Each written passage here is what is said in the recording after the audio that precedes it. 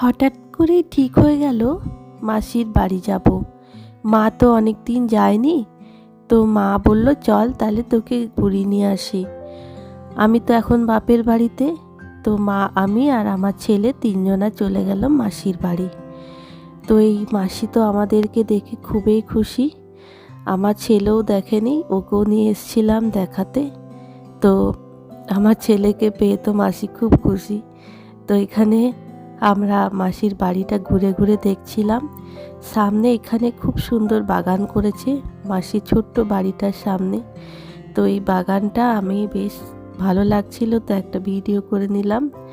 আর তারপরে এখানে চলে এলাম মাসির ছোট ছেলের বাড়ি, ওই কাছাকাছি থাকে। তো এখানে ছাদে একটু ঘোরাঘুরি করছিলাম, আর নিচে ওইদিকে চা বানাচ্ছে। তো নিচে এসে পরে আমরা খেলাম চা আর সিঙ্গাড়া।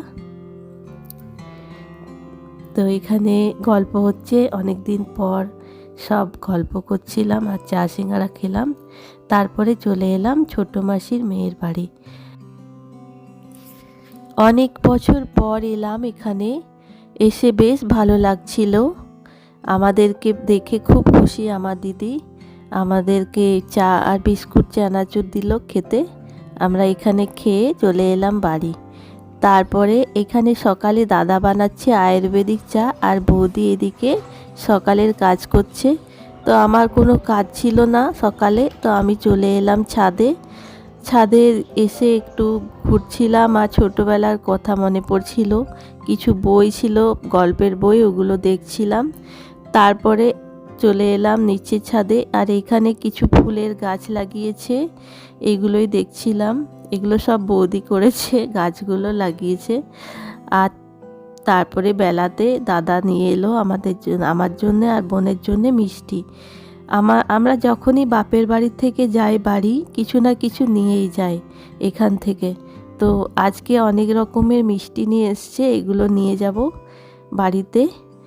মানে বেশ ভালো লাগছিল মিষ্টিগুলো দেখে, আর মনটা খারাপ লাগছিল যে চলে যাব, কারণ অনেক দিন ছিলাম এবারে। বেশ মানে আনন্দে দিনগুলো কেটে গেল। তারপরে দুপুরে এখানে বৌদি রান্না করেছে। আমি দুপুরে আমাকে আগেই খেতে দিয়ে দিল, তো আমি আজকে বললাম যে দুধ ভাত খাবো। তো আমাকে বেশ পুরো দুধ এক বাটি আর ভাত দিয়েছে। এই দেখো দুধ ভাত খাচ্ছি আমি, বেশ ভালো লাগছিল খেতে। এখানে দুধটা খেতে ভালো লাগে, মানে একদম সরটা পুরো থাকে। তারপরে চলে এলো ভাইপো স্কুল থেকে। তো এসে বলল যে আমলেট রুটি খাবে, এই রুটি নয় ভাত খাবে। তো ও নিজেই আমলেটটা তৈরি করছে। ও এইসব কাজ করতে খুব ভালোবাসে, তো এখানে ও বানিয়ে নিয়েছে। তারপরে আমি এদিকে রেডি হয়ে নিচ্ছি যাবার জন্যে, তো বেরিয়ে গেলাম। মনটা একটু খারাপ হয়ে গেল, আর রাস্তাতে দাঁড়িয়ে যাচ্ছি, কারণ অনেকটা রাস্তা, আর আমি স্কুটিতে যাচ্ছি তো পিঠটা ধরে যাচ্ছিল বেশ। তো এখানে একবার দাঁড়ালাম, তারপরে দুর্গাপুর ব্যারেজ পর্যন্ত চলে এলাম। দুর্গাপুর ব্যারেজে আমি দাঁড়িয়ে গেলাম খানিকক্ষণ। এই নদীতে সূর্যটা যে ডুবছে এটা দেখছিলাম দাঁড়িয়ে, বেশ ভালো লাগছিল। তারপরে আবার আস্তে আস্তে স্কুটিতে চেপে বাড়ির দিকে রওনা দিলাম। তো বাড়ি পৌঁছে গেলাম।